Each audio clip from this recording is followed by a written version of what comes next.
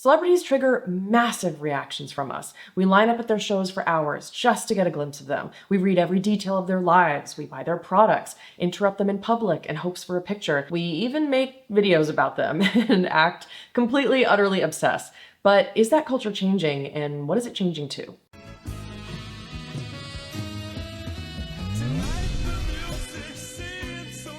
The allure of celebrity culture isn't what it used to be. Once, being famous meant admiration, influence, and a level of respect that transcended everyday life. But something has shifted. The widening wealth gap, the disconnect between celebrities and their audiences, and the oversaturation of influencers are just a few examples of this new reality. Instead of idolizing the rich and famous, people are growing frustrated, and rightfully so. Frustrated with the tone-deaf displays of privilege, the constant quest for attention, the seemingly never-ending stream of people trying to climb to the top of a crumbling pedestal. So is celebrity culture dead, or are we witnessing its transformation into something far less captivating? Can it be the year that we finally do away with celebrity worship? It's weird.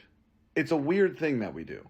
You don't see any other species of animals do something like this. Do you look outside and see a bunch of birds just obsessing over one of the birds in the pack and being like, oh my God, I saw you in the TV show that I like? The growing divide between the ultra-wealthy and the average person has contributed significantly to the decline of celebrity culture, and we're able to see a glimpse into their lives because of social media access. Celebrities, once seen as aspirational figures, are now emblematic of a system that leaves a lot of people behind. Our billionaire class is genuinely so much more shit than the Gilded Era billionaire. They're 100% correct. We are in the plastic era, not the Gilded Era, because at least in the Gilded Era, like, these rich families did things that made us hate rich people a little bit less. Like, nowadays the Kardashians and people have nailed down throwing the disgustingly large parties, but we can't stand them because they're not doing anything that's like leaving a huge, lasting, direct impact on society. Like the Carnegies establishing libraries, museums, colleges, slapping their names on it out of exuberant, like, I have money, haha, wealth, but it still benefited people. And it's concerning that the richest man on the planet, who has almost $200 billion, hasn't really donated a whole lot of that.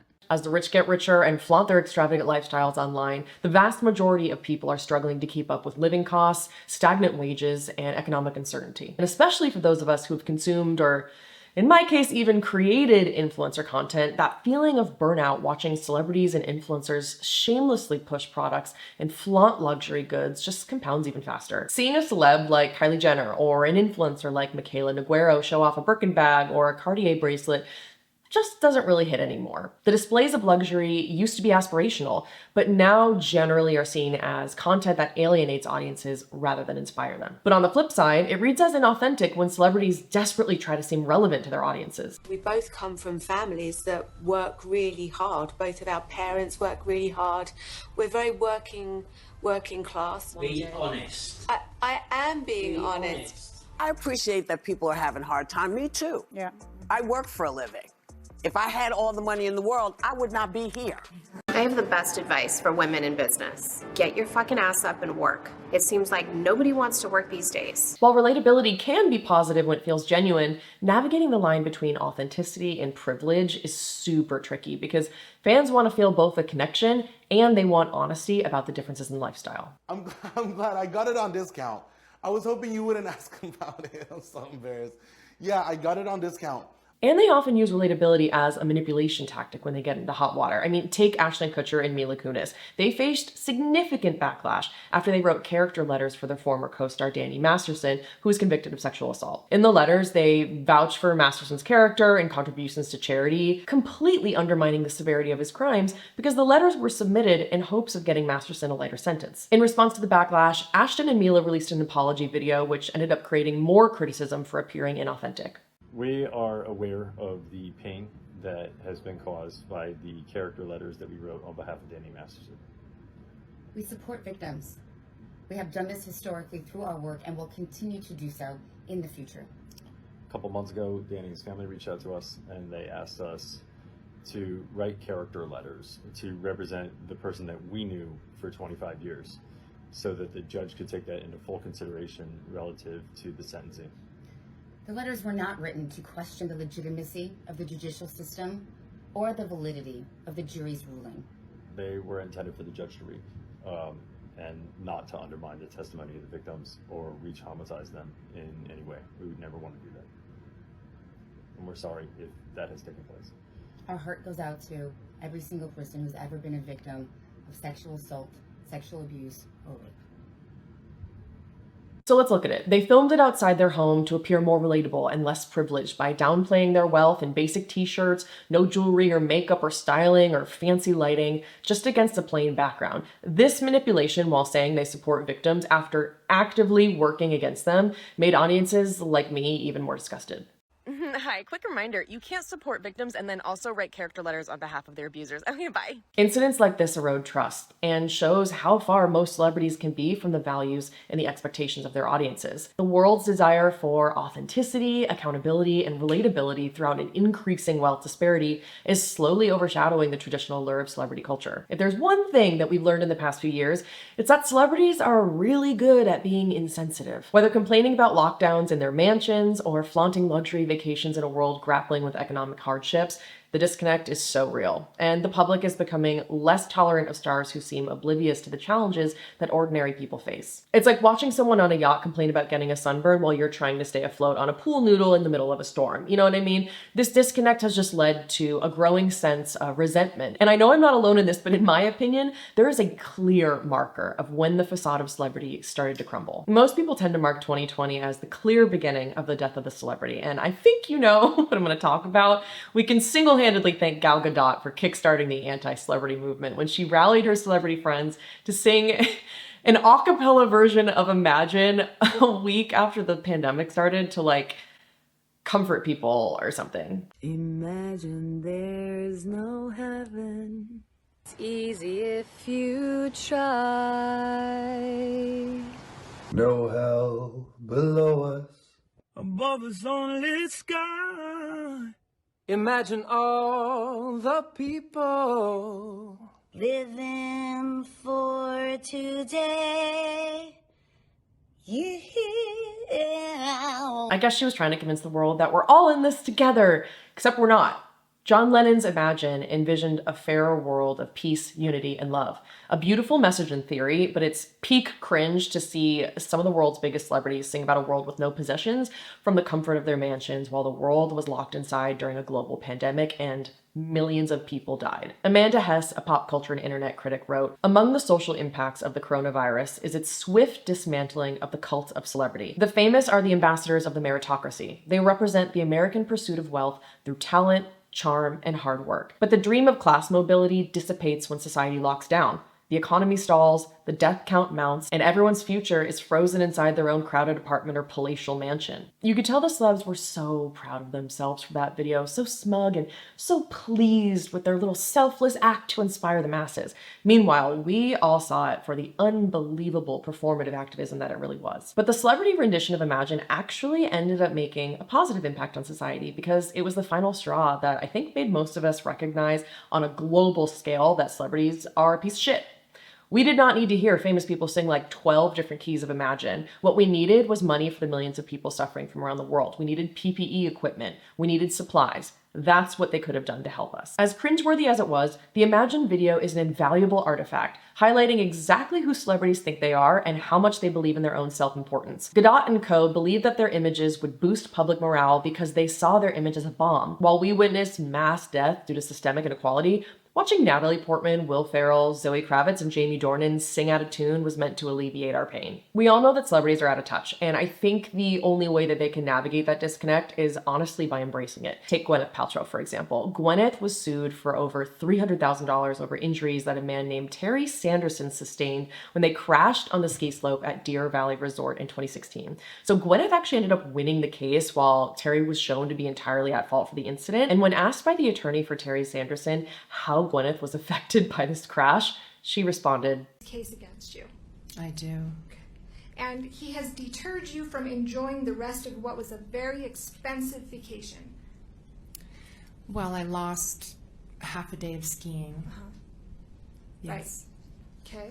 Which in hindsight actually made a lot of people like her more for answering honestly, especially now that we know it wasn't her fault. While Gwyneth's quote is now regarded as somewhat funny and iconic, it still highlights the sheer ego of celebrities and their general disregard for regular people. More recently at the Met Gala, Jennifer Lopez was criticized for a dismissive interaction with a reporter, and I'm pretty sure that was just the beginning of the end for J.Lo because her year has only gotten much worse from there. What are you wearing tonight? I close my eyes and listen to that clip, I would literally think it's J-Lo walking into a coffee shop on a random Saturday morning and a fan outside being like, "What are you wearing?" And she's like, "Scaparella." Like, there could not be a less private place on planet Earth than walking up the Met Gala steps. And it's absolutely sending me that she looked this reporter up and down and was like, "How dare you bother me on this intimate private night I'm having? Can't you see I'm trying to walk up the Met Gala steps? Celebrities are humans too." Like, not to sound like one of those douchebags on the street who's like, "You should smile more," but like, damn bitch, would it kill you? She also went massively viral online when a clip from her movie This Is Me went viral. I like taking my hair out like this. It reminds me like when I was 16 in the Bronx, running up and down the block.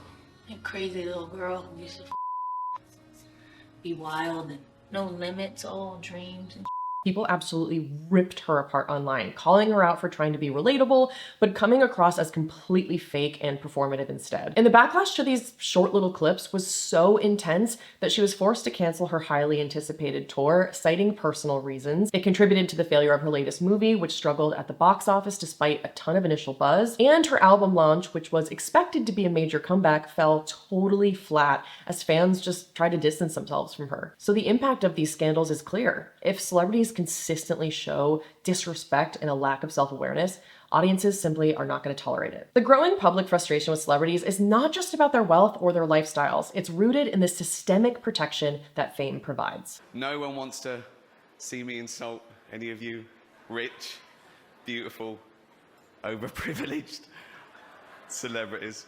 So no ordinary people at home wants to see that, because you're better than ordinary people. And you know it, and they know it deep down. So I'm not going to start picking on things you've done. Some of it immoral. A lot of it illegal. Oh. But if we've learned one thing, it's that famous people are above the law, as it should be. So I'm not going to be any terrible things you've done to get here tonight. Streep and Clooney. I'm not even looking at Katie Holmes. Wealth and status can shield horrific behavior for decades, most recently exemplified by the disturbing lawsuits against P. Diddy. In this case, numerous allegations of sexual abuse, harassment, and drug-fueled crimes have emerged, involving high-profile cover-ups by other celebrities, industry insiders, and even the police. This underscores a disturbing pattern where the privileged elite get to dodge accountability with legal settlements and industry silence allowing them to continue unchecked for decades. The accusations against him are not isolated. They involve years, decades of misconduct, allegedly covered up or enabled by industry insiders who prioritize their careers and profits over justice. And these stars seem to operate by a different set of rules altogether, where crimes can be settled with money or influence, while ordinary people would face far harsher consequences for much less. But this isn't just about one man's crimes. It's about a culture that allows this kind of behavior to persist, as long as you're famous enough to get away with it. And in my opinion, the growing awareness of the systemic protection against powerful figures like Diddy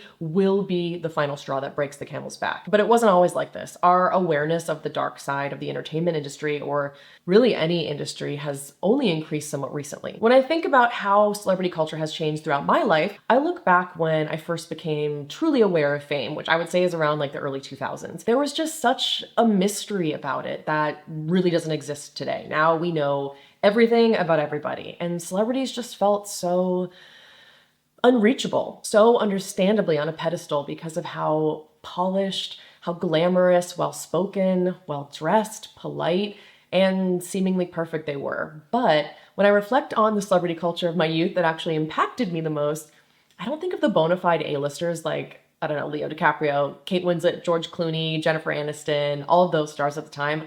I actually think of the stars that brought the drama, like the messy icons like Paris Hilton, Lindsay Lohan, Britney Spears, Lauren Conrad, who all just ruled the tabloids. Back then, celebrity scandals were limited to sex tapes, drug overdoses, and shoplifting, which felt extremely dark and crazy back then, but pales by comparison. Today, we're faced with significantly darker realities. We have to regularly process the fact that our favorite artists, who have shaped culture and music and film and shaped our lives, are rapists and abusers. When the Me Too movement gained popularity in 2017, it pulled the curtain back on the pervasive abuse of women in the industry. Thousands of women around the world spoke out against sexual harassment using just 2 words, Me Too. Now there are millions of Me Too's out there on social media. In the wake of explosive allegations against film producer Harvey Weinstein, actor Alyssa Milano posted a message on Twitter. Using the term coined by activist Tarana Burke a decade earlier, Milano urged women who had experienced sexual assault or harassment to tweet Me Too. What followed is widely considered to be a watershed moment.